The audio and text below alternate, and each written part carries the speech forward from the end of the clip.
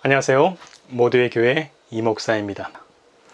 여러분, 오늘은 시급하고 중요한 내용을 여러분과 함께 공유하고자 합니다.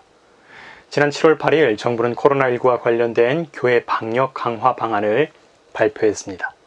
저는 이 내용을 접한 후 내용을 꼼꼼히 살펴본 뒤에 구체적으로 적용될 부분들과 난해한 부분들을 직접 질병관리본부에 문의하였습니다. 오늘 이 영상은 세 가지의 내용을 담고 있습니다. 정부의 발표 내용, 교회의 핵심 방역 수칙, 그리고 제가 따로 문의한 상세한 내용들이죠. 이 영상이 시민의 안전과 교회를 위해 유익한 영상이 되었으면 좋겠습니다. 특별히 모두에게 중요한 내용이기에 오늘은 다소 길어도 꼼꼼하게 조금 지켜봐 주시기를 부탁드립니다. 혹시 부족한 내용이나 오류가 있다면 꼭 지적해 주시기를 부탁드리고요.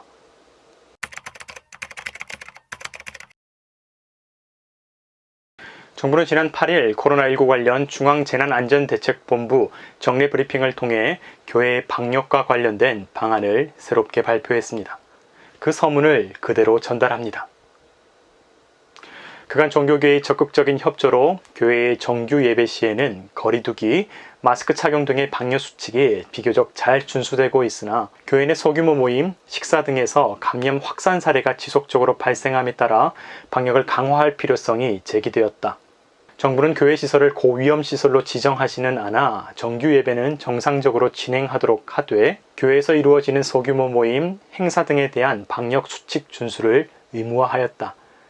교회 책임자와 이용자는 7월 10일 금요일 18시부터 정규 예배 외 모임, 행사 금지, 단체 식사 금지, 상시 마스크 착용 등의 핵심 방역 수칙을 준수해야 한다고 발표했습니다. 골자는 이렇습니다. 정규 예배의 경우 방역 수칙을 비교적 잘 준수하였으나 소모임과 식사 등에서 감염 확산 사례가 지속적으로 발생하여 오늘 저녁 6시부터 추가된 방역 수칙을 의무화한다는 내용입니다.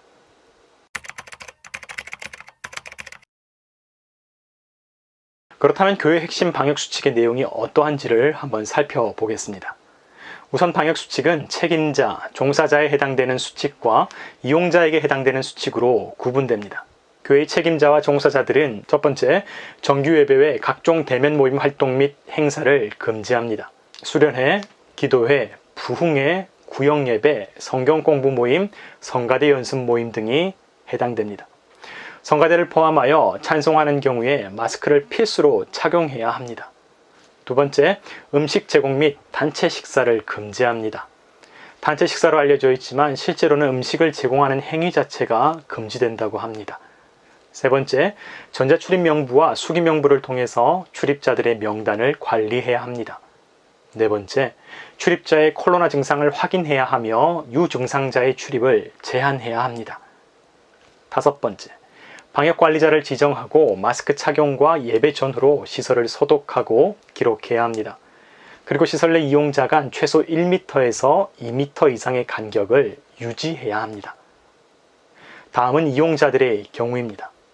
이용자들이란 예배 방문자 혹은 교인들을 말합니다. 첫 번째, 정규 예배 외 각종 대면 모임 및 활동, 행사를 금지합니다. 금지되는 소모임은 앞서와 동일합니다. 두 번째, 예배 시에도 찬송을 자제하고 통성 기도 등 큰 소리로 노래를 부르거나 말하는 행위를 금지합니다. 찬송하는 경우 성가대를 포함해서 마스크를 필수로 착용해야 합니다. 세 번째, 시설 내 음식을 섭취하는 것도 금지된다고 합니다. 네 번째, 전자출입 명부에 자신을 인증해야 하며 수기 출입 명부를 작성해야 합니다. 다섯 번째, 증상을 확인하는 데 협조해야 하며 증상이 나타날 경우 출입이 금지됩니다. 여섯 번째, 또한 마스크를 착용하고 서로 간의 거리를 최소 1m에서 2m 간격으로 유지해야 합니다. 생각보다 상당히 까다롭지요. 위와 같은 수칙을 꼼꼼히 살펴보아야 하는 이유는 단순한 권고사항이 아니라 방역수칙을 위반할 경우에 벌금과 집합 금지 조치가 시행될 수 있기 때문입니다. 특별히 감염병 예방 및 관리에 관한 법률에 따라 교회의 책임자만이 아니라 예배의 방문자, 교인들에게도 해당되는 항목이기에 특별한 관심과 주의가 요구됩니다. 300만 원 이하의 벌금과 집합 금지 조치가 시행될 수 있다고 하네요. 교회에 집합금지 조치가 내려질 경우 시설의 개선 노력과 지역 환자 발생 상황에 따라 지방자치단체장이 집합금지 조치령을 해제할 수도 있다고 합니다. 이에 해당되는 해제 요건은 다음과 같습니다. 첫 번째, 정규예배를 포함한 모든 종교 행사를 비대면 온라인 방식으로 진행하는 것입니다. 두 번째로는 시설 면적당 이용 인원을 제한하고 좌석 간 간격을 유지하며 마스크 착용과 정규 예배 외에 각종 모임과 행사를 금지하는 것입니다. 또한 예배 가운데 찬송과 통성기도 등을 자제하며 음식을 제공하는 것을 금지하는 요건이라고 하죠. 이 두 가지 요건 중 하나를 충족하는 경우에 방역수칙 준수 의무를 해제 가능하다고 합니다. 이것이 교회 방역 핵심 수칙의 전체 내용입니다.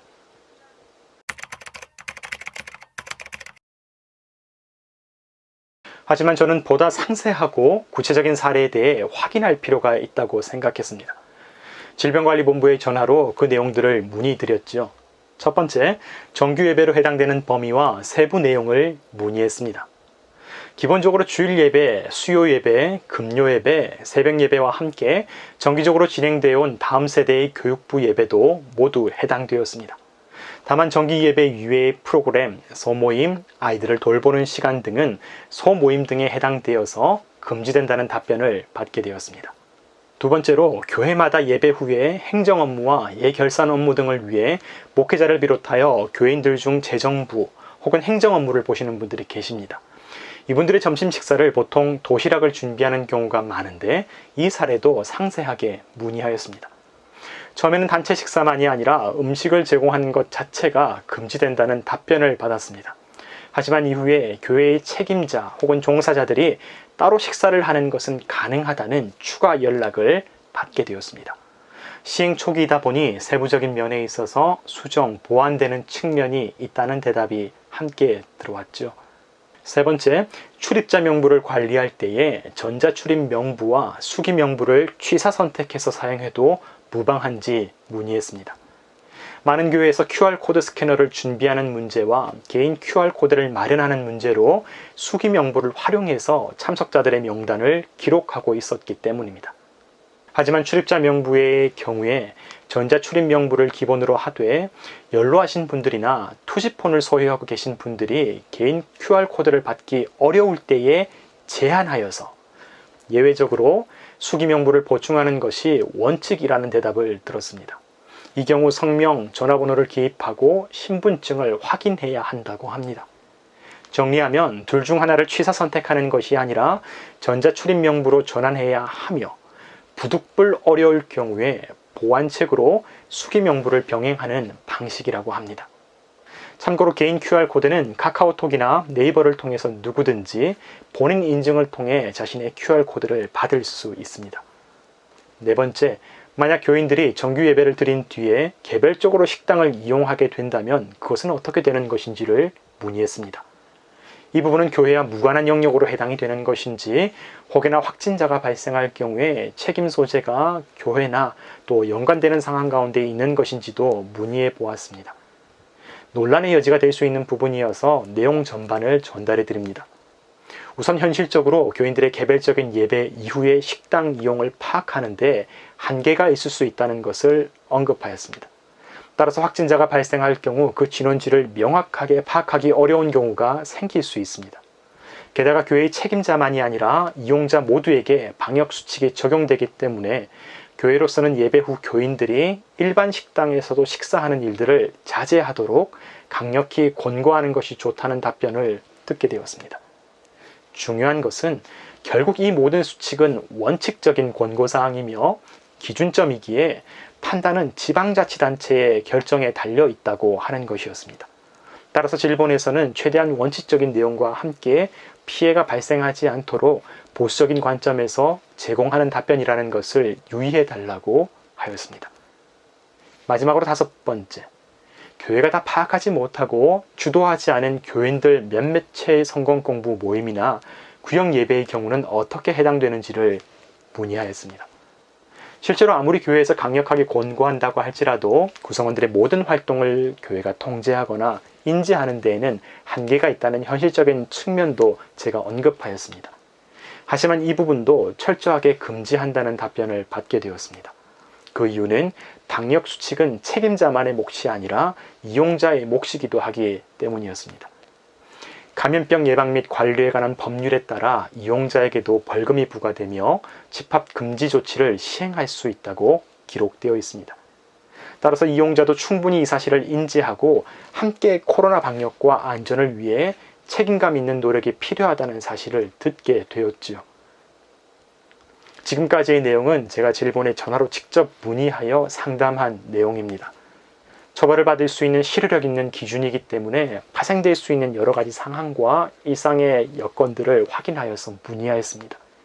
앞서 언급한 것처럼 이것은 원칙적인 기준이며 결국 판단은 지자체에서 현장을 파악하고 수칙을 적용하여 내려지게 된다고 합니다. 그러므로 우리는 두 가지를 기억해야 할 것 같습니다. 우선 기본적으로 원칙적인 기준 자체는 상당히 까다롭고 엄격합니다. 딱 정해진 공예배만을 드릴 수 있고 나머지 활동은 전면적으로 제한된다고 보는 것이 알맞을 것 같습니다. 나머지 활동은 철저히 분리된 채 개인의 영역에서 이루어져야 할 것 같습니다. 또한 혹여나 각 교회에서 미연의 사태를 방지하기 위해 어찌되었든 충분한 준비가 필요할 것 같습니다. 전자출입 명부, 교우들을 향한 안내, 안전을 위한 확실하고 강력한 권고 등이 뒤따르지 않는다면 불의의 일들이 일어날지도 모르겠습니다. 여러분, 오늘은 제가 이 방침에 대한 평가와 또 제 나름의 입장을 내리지 않도록 하겠습니다. 오늘은 내용 자체를 전달하는 데 집중하고요.